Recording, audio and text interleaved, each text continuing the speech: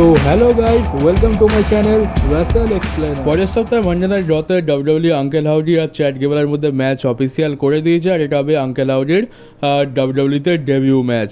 আর এই ম্যাচটা রতে হচ্ছে, এটা দেখে একটু অবাক লাগছে, কারণ এটা ব্যাস ইন বার্লিনিতে জায়গা করে নেওয়া ডিজার্ভ করতো। আর দেখতে গেলে ব্যাস ইন বার্লিনিতে মাত্র 4খানা ম্যাচই বুক আছে, তো এইটা তো অনায়াসে করানো যেত। আর এর থেকে একটা জিনিস দেখতে হবে যে ডাব্লিউডাব্লিউ কি আদৌ এদেরকে সিরিয়াসভাবে নেয় নাকি শুধুমাত্র টাইম পাসের জন্য ইউজ করছে। কারণ দেখলাম যে ওয়াইড সিক্সের ডেবিউ ম্যাচটা সামার স্ল্যামেতে অনায়াসে বুক করা যেত, কিন্তু সেটা মানডে নাইট ড্রতে শিফট করে দেওয়া হলো।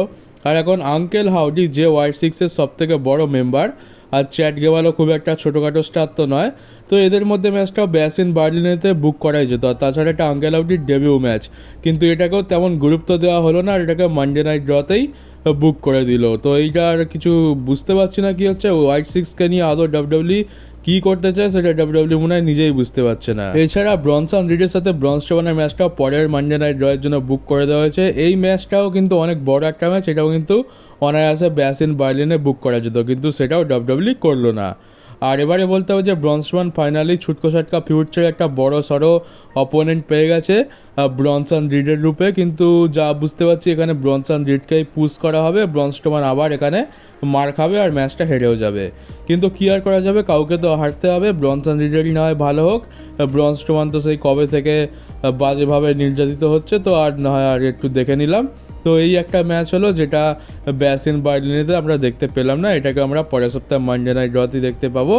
আর দেখতে গেলে এখনও পর্যন্ত মাত্র 4খানা ম্যাচই কিন্তু ব্যাস ইন বার্লিনেতে বুক হয়েছে, আর বড় জোর একটা ম্যাচ বুক হবে। তো ডাব্লিউডাব্লিউ এত কম ম্যাচেস কেন বুক করে বুঝতে পারি না। সেই সামার স্ল্যাম ছিল বলে যা হোক করে 2টো ম্যাচ এক্সট্রা করেছিল, কিন্তু আবার সেই 5খানা ম্যাচ কিংবা 4খানা ম্যাচেই ডাব্লিউডাব্লিউ ফিরে আসছে। সেই এই বছরে এলিমিনেশন চেম্বার রয়্যাল রাম্বল থেকে একই গল্প দেখছি যে ডাব্লিউডাব্লিউ ম্যাচ একদম কিন্তু বেশি বুক করছে না। এছাড়া আমরা পরের সপ্তাহ মানডে নাইট ড্রতে ইন্টারকন্টিনেন্টাল চ্যাম্পিয়নশিপের নাম্বার 1 কন্টেন্ডারের জন্য একটা টুর্নামেন্টও দেখতে পাবো, এটাও অ্যানাউন্স করে দেওয়া হয়েছে।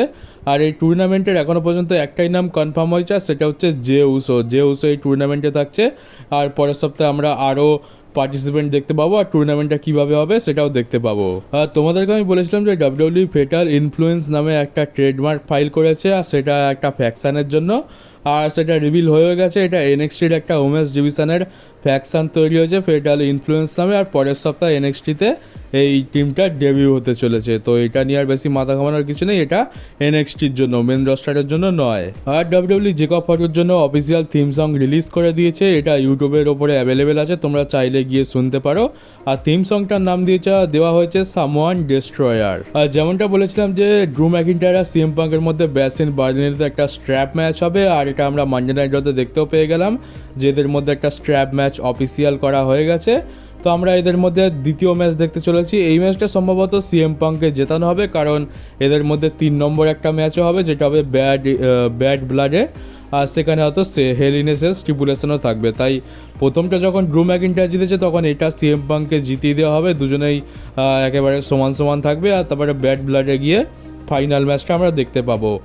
আর দেখতে গেলে এখানে তো একটা খারাপ জিনিস আমার মনে হচ্ছে যে এখানে ব্রেসলেটটা ঢুকিয়ে খুবই খারাপ জিনিস করেছে। আমরা দেখলাম যে এখানে ব্রেসলেটটা একটা চ্যাম্পিয়নশিপ হয়ে গেছে, যে চ্যাম্পিয়নশিপটা প্রথমে তো ছিল সিএম পাঙ্কের, তারপরে চলে এলো ড্রু ম্যাকিন্টায়ারের কাছে। ড্রু ম্যাকিন্টায়ার সিএম পাঙ্ককে হারিয়ে চ্যাম্পিয়নশিপটা নিয়ে নিল। তারপরে মাঝখানে একবার সেথ রলিন্সের কাছেও কিছু দিনের জন্য নয়, কিছু সময়ের জন্য, মানে 5 মিনিটের জন্য ওই ব্রেসলেটটা এসেছিলো, আর এখন সেটা আবার ড্রু ম্যাকিন্টায়ার নিয়ে নিয়েছে। তো এই ব্রেসলেটটাকে এই স্টোরি লাইনে ঢুকিয়ে আমার তো মনে হয় খুবই খারাপ করেছে, কারণ এই ব্রেসলেটের জন্যই সামার স্ল্যামের অত বড় ম্যাচটা পুরো বেকার হয়ে গেছে। আর এখন এদের যা হাল দেখছি ব্যাস ইন বার্লিনেতেও আমরা মনে হয় এই ব্রেসলেটটা নিয়ে টানাটানি দেখতে পাবো। তো এইটা আমার একটা খারাপ জিনিস লাগলো। এদের মধ্যে ম্যাচ হচ্ছে যখন সিম্পলভাবেই রাখা উচিত। আর তাছাড়া এমনটা তো নয় যে ওই ব্রেসলেটটাকে নিয়ে এত ঝামেলা তো এদের মধ্যে অনেক পুরনো। ড্রু ম্যাকিন্টায়ার সিএম পাঙ্ককে ইনজয়েড করে দিয়েছে, যার ফলে CM punk WrestleMania main event করতে পারেনি। তারপর সিএম পাঙ্ক ড্রু ম্যাকিন্টায়ারের বাড়াভাতে ছাই ঢেলে দেয় প্রত্যেকবার চ্যাম্পিয়নশিপ ম্যাচে সে ইন্টারফেয়ার করে, যার ফলে ড্রু ম্যাকিন্টায়ার জিততে পারে না। এমনকি মানি ইন দ্য ব্যাঙ্ক ব্রিফকেস পর্যন্ত এখানে কি বলা যায় স্যাক্রিফাইস করে দেওয়া হয়েছে। তো সেইগুলো ভুলে গিয়ে এখন সবাই ব্রেসলেট নিয়ে পড়ে আছে, তো এইটার কোনো মানে হয় না। এত গরম রাইভালরি পুরো একটা ব্রেসলেটের ওপর টিকে রয়েছে, এটা দেখেই খারাপ লাগছে, যেখানে মানি ইন দ্য ব্যাংকের মতো একটা এত ভালো স্টোরি লাইন যেটা ডাব্লিউডাব্লিউ প্রডিউস করতে পারতো সেটাকেও স্যাক্রিফাইস করে দেওয়া হলো শুধুমাত্র এদের স্টোরি লাইন বিল্ড আপের জন্য। আর এখন আমরা কি দেখতে পাচ্ছি, সেই সব কিছু ভুলে গিয়ে এরা এখন ব্রেসলেট নিয়ে টানাটানি করছে। আর একটা নিউজ হচ্ছে যে এখানে ড্যামেজ কন্ট্রোল নামে যে টিমটা রয়েছে, ইয়ো স্কাই, ডেকোটা কাই আর কাইরি সেনের, এই টিমটাকে এখন ফেস টিম হিসাবে কিন্তু কনসিডার করা হচ্ছে ডাব্লিউডাব্লিউর ইন্টারনাল রস্টারে। আমরা এদের কাজকর্ম দেখে তো ভাবি যে ড্যামেজ কন্ট্রোল পুরোপুরি হিল, কিন্তু না, এখন এদের হয়তো ফেস টার্ন করানো হবে, কারণ ডাব্লিউডাব্লিউ এদের এখন ফেস হিসাবে লিস্টেড করেছে। আর আমাদের মার্সিডিজ মনে বা সারসা ব্যাংকস তার ডাব্লিউডাব্লিউ রিটার্নের ওপর একটা বড় প্ল্যান ছিল, সেইটার ব্যাপারে বলে যে কি হয় যে আগের বছর মানে 2023 সালে যে রেসেলমেনিয়া ছিল, রেসেলমেনিয়া 39, সেখানে সারসা ব্যাংকসের রিটার্ন করানোর প্ল্যান ছিল ডাব্লিউডাব্লিউর, কিন্তু কি হয় যে সেই প্ল্যানটা ক্যান্সেল হয়ে যায়, তার ফলে আমরা সারসা ব্যাংকসের রিটার্ন সেখানে দেখতে পাই না। তারপর ডাব্লিউডাব্লিউ প্ল্যান করে যে রেসেলমেনিয়া 40 মানে এই বছরের রেসেলমেনিয়াতে সারসা ব্যাংকসের রিটার্ন করানো হবে, কিন্তু সারসা ব্যাংকস ততদিনে পুরো মন পরিবর্তন করে নিচ্ছে, সে তার কন্ট্রাক্ট আর রিনিউ করেনি, আর ফাইনালি সে ডাব্লিউডাব্লিউ ছেড়ে চলে যায়। তো ডাব্লিউডাব্লিউ খালি তার রিটার্ন করবো করছিল, কিন্তু করাচ্ছিল আর না, আর শেষ পর্যন্ত সারসা ব্যাংকসও AEWর তরফ থেকে একটা অনেক বড় মোটা অঙ্কের টাকার অফার পেয়ে যায়, আর তার ফলে বলে দেয় যে না, দরকার নেই, তোদের আর রিটার্ন করাতে হবে না, আমি অন্য কোম্পানিতে চলে যাচ্ছি, আর শেষ পর্যন্ত সে AEWতে চলে আসে। এরপরে জন সিনা রিলেটেড খুবই একটা ভালো খবর রয়েছে, সেটা হচ্ছে যে জন সিনা তার কন্ট্রাক্ট আরও বাড়িয়ে নিয়েছে। কন্ট্রাক্ট বাড়িয়ে নিয়েছে বলতে সে 2025 সালের ডিসেম্বর মাস অবধি তো ম্যাচ রেসেল করবে, কিন্তু তারপরেও সে ডাব্লিউডাব্লিউর সাথেই থাকবে। আর এই 2025 সালের পর থেকে তার কন্ট্রাক্টটা কিছুটা এরকম হবে, ওই তোমরা যেরকম জানো যে লেজেন্ডস ডিল বলে একটা কন্ট্রাক্ট থাকে সেরকম টাইপের, যেমন Undertaker, Stone Cold Steve Austin, ডাব্লিউডাব্লিউর বড় বড় লেজেন্ডদের যে কন্ট্রাক্ট অফার করা হয়, সেই কন্ট্রাক্টই তখন থেকে চালু হয়ে যাবে জন সিনা 2025 সালে তার রিটায়ার হয়ে যাওয়ার পর। সে ম্যাচ তো রেসেল করবে না, কিন্তু মাঝে মধ্যে এসে একটা ক্যামিও প্লে করতে পারে, বড় বড় জায়গায় গিয়ে প্রোমো দিতে পারে, এরকম টাইপের। তার মানে 2025 সালে জন সিনা রিটায়ার হয়ে যাওয়ার পরেও কিন্তু জন সিনা ডাব্লিউডাব্লিউর সাথে অনেক লম্বা সময় পর্যন্ত থাকবে, আর এইটা খুবই একটা ভালো খবর। আর এরপর তোমাদেরকে একটা ফটো দেখায়, এই ফটো এসছে একটা সিনেমার প্রিমিয়ার থেকে, যেখানে লিভ মর্গান গেছিলো, আর লিভ মর্গান এখানে একটা টুইট করে জানায় যে সে একটা সিনেমার প্রিমিয়ারে এসছে, কিন্তু সে ড্যাডি ডমকে খুবই মিস করছে, কারণ ড্যাডি ডমকে সে এখানে আনতে পারেনি। আর সেখান থেকে একটা ফটো এসছে, দেখতে পাচ্ছ ফটোটা। আর এই ফটোটা দেখার পর আমি খুব ভালো করে বুঝতে পারছি যে ডম কেন রিয়া রিপ্লিকে ছেড়ে লিভ মর্গানের কাছে গেল। ডমেরও কোনো দোষ নেই, আর জিনিসটাই এরকম। তো তোমরাও নিশ্চয়ই বুঝে গেছো যে কী কারণে ডম আমাদের রিয়া রিপ্লিকে ছেড়ে লিভ মর্গানের কাছে গেছে। ডম আমাদের খুবই বুদ্ধিমান ছেলে বলতে হবে, এটা তো মানতে হবে যে ডাব্লিউডাব্লিউতে আসল লাইফ ডমই কাটাচ্ছে। ডমের কাছে ভালো বডি নেই, বডি শেপ নেই, রোগা পাতলা চেহারা, গায়ে তেমন জোরও নেই, কিন্তু ডমের কাছে এমন একটা জিনিস আছে যেটা ডাব্লিউডাব্লিউতে আর কারোর কাছে নেই। আর এই মানডে নাইট র থেকে একটা জিনিসও কনফার্ম যে নিউ ডে ভাঙতে চলেছে, জেভিয়ার রুডস এখানে হিল টার্ন করতে পারে, আর করতে পারে কি করবেই, এটা পুরোপুরি কনফার্ম তো বলাই যাচ্ছে, কারণ আমরা দেখলাম যে প্রথম দিন মানে আগের সপ্তাহে আগের সপ্তাহতেই আমরা দেখলাম যে জেভিয়ার রুডস কিন্তু ওজে জোন্স নিউ ডেতে জয়েন করেছে, এটা মেনে নিতে পারছে না।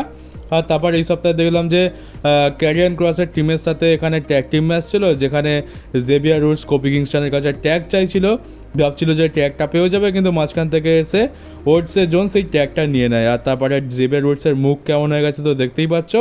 ম্যাচ শেষ হয়ে যাওয়ার পর অবশ্য সব কিছু মিটে মাটে যায়, কিন্তু আমরা জানি শেষ ম্যাচ কী হতে চলেছে। এখন আপাতত দেখে মনে হচ্ছে সব ঠিকই আছে। আমরা জাজমেন্ট ডের সাথেও এরকম দেখেছিলাম, জাজমেন্ট ডে তো সেই কোন যুগ থেকে ভাঙবে করে যাচ্ছে, আর শেষ পর্যন্ত 1 বছর সময় লাগলো জাজমেন্ট ডে ভাঙতে। তো এদেরটা কতদিন সময় লাগবে জানি না, আদৌ এদের স্টোরি লাইনে কেউ বেশি ইন্টারেস্টেড আছে কিনা সেটাও তো দেখতে হবে। তো আমার তো পুরোপুরি মনে হচ্ছে যে জেভিয়ার রুডস আজ নয়তো কাল এখানে নিউ ডের ওপর বিট্রে করবেই। আর ফাইনালি এত বছর পর নিউ ডের টিম পুরোপুরিভাবে ভেঙে যাবে, মানে বিগি চলে গেল তো পুরো নিউ ডেই ভেঙে গেল। এরপর রোমান রেন্স রিলেটেড একটা খারাপ খবর রয়েছে, সেই খারাপ খবরটা হচ্ছে যে 13 তারিখে সেপ্টেম্বর মাসে স্ম্যাকডাউনের যে এপিসোডটা আছে সেখানে রোমান রেন্সকে কিন্তু অফিসিয়ালি অ্যাডভার্টাইজ করা ছিল, কিন্তু এখন সেখান থেকে রোমান রেন্সকে সরিয়ে নেওয়া হয়েছে। আর এখন এমনটা বলা হচ্ছে যে রোমান রেন্স কিন্তু 13 তারিখে সেপ্টেম্বর মাসে আর রিটার্ন করবে না, তার মানে রিটার্নটা আরও পিছিয়ে দেওয়া হয়েছে। আর এর পেছনে কারণ দেওয়া হয়েছে যে তার শারীরিকভাবে সে অসুস্থ, আর সে অসুস্থতার কারণে সেখানে আসতে পারবে না। এবার এটা শুধুমাত্র স্টোরি লাইনের পার্ট নাকি বাস্তবেও কিছু হয়েছে সেটা বলা যাচ্ছে না, কারণ আমরা জানি যে রোমান রেন্সের কিন্তু ক্যান্সার রয়েছে। যদি এটা সত্যি হয়ে থাকে যে সে সত্যিকারের শারীরিকভাবে অসুস্থ, তো সেটাও খুব একটা অবাক হওয়ার কিছু নয়। আর এমন নয় যে ব্লাড লাইনের অ্যাটাকের ফলে সে ইনজয়ার্ড হয়ে গেছে, সেরকম কোনো কারণ দেখানো হয়নি, তার শারীরিক অসুস্থতার কারণই দেখানো হয়েছে। তো সম্ভবত এটা সত্যি হতে পারে। আমরা তো রোমান রেন্সের শরীরের অবস্থা সবাই জানি, তো এইটাও একটা কারণ হতে পারে। তো তার মানে হচ্ছে যে আমরা 13 তারিখে রোমানের রিটার্ন হয়তো দেখতে পাবো না, তার রিটার্নটা আরও বেশ কিছু সময় পিছিয়ে দেওয়া হয়েছে। তো এখন দেখা যাক রোমান রেন্স কবে রিটার্ন করে, কবে আবার তাকে অফিসিয়ালি অ্যাডভার্টাইজ করা হয়, বা যদি কোনো রকম আপডেট থাকে তাহলে তো আমি আমার চ্যানেলে দিয়েই দেবো। আর সবার লাস্টে তোমাদেরকে বলে রাখি যে এটাই আজকের আমার একমাত্র ভিডিও নয়, আমি এরপরে আরেকটা ভিডিও আপলোড করব, সেখানেও তোমাদের জন্য বেশ কিছু নিউজ আছে। আর কারণটা হলো যে শেষ দুদিন আমি ভিডিও দিতে পারিনি, তাই বেশ কিছু নিউজ জমে আছে তোমাদেরকে দেওয়ার জন্য। তো এই ভিডিওতে তো সবটা সম্ভব নয়, তাই আমি আরেকটা ভিডিও বানাবো।